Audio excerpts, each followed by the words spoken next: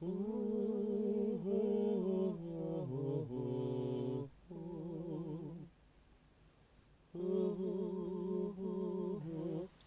many of you, I've taken the time to reflect over 2020 as we approach its end. Many things of note have taken place across the globe, from the pandemic, political shifts and noticeable climatic change. But one moment prominent in my mind, one movement that will hopefully continue to change the national and international discourse, has been Black Lives Matter. Thanks in part to the media, to the personal accounts of friends and colleagues, this has encouraged many people, myself included, to take an introspective look at one's own prejudices and past wrongdoings. But at the same time, it's encouraged us to educate ourselves on the pain of centuries of racism, slavery, fear, and more. Which brings me to my final poem of the year, Generations, the Interesting Narrative of a Life. The title is inspired by Olaudah Equiano, who was trafficked from Africa, lived as a slave, bought his freedom, and then wrote and published his story in a book entitled The Interesting Narrative of the Life of Olaudah Equiano. You'll have to read it yourself to find out more. The closing line of this piece reflects the work of another great writer, Joshua McCarter Simpson, who was a well-known abolitionist songwriter and Underground Railroad conductor. This piece attempts to examine some of the past iniquities in a way that is respectful, revealing, but truthful. And it also seeks to expose some of the living shame, denial, guilt, and the excuses that are often used to hide behind. Thanks for watching.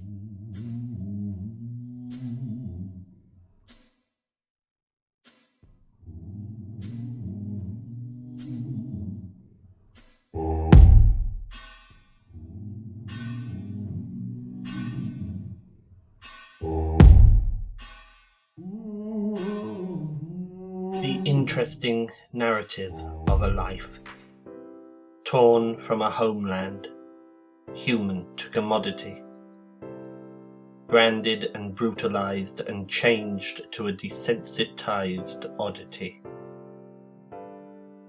Generations have shown their backs to the facts, insisting times have changed and that there was no need to act. But if you were from the lineage of a family attacked, crammed into a boat, enslaved, a matter of contract, would you not feel the weight of the bodies that stacked?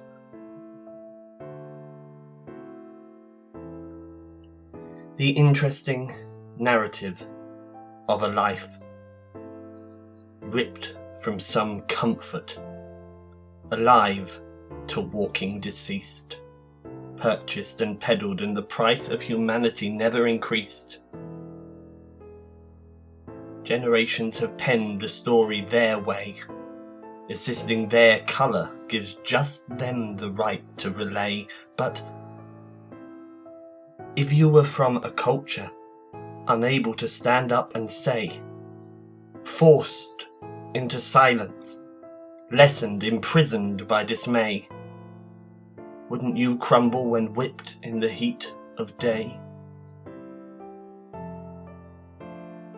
The interesting narrative of a life, snatched from motherland, your mother tongue forbidden, trafficked and tormented with passions not gone, but suppressed and hidden. Generations have fought for leave to exist, insisting their souls, hearts, minds are too rich to be dismissed.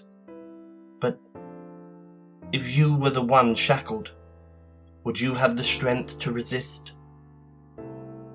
Moved enough to convey with potent words and not fists, would you find courage when faced with recidivists?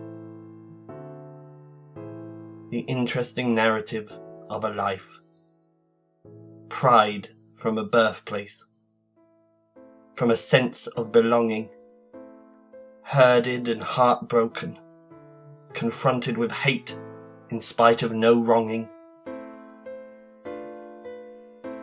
Generations have muted us from speaking, insisting we stay tight-lipped, that no secrets need leaking. But it's time to break ranks. Can you not hear the ramparts are creaking, trained to ignore the stench of the dead bodies reeking? Would you ignorant be to audible shrieking? Don't say it's from a different time, from some receding date. Don't impair your vision to the visible hate. Don't convince yourself that it's gone by, it's too late. Don't be overwhelmed by the lies they conflate.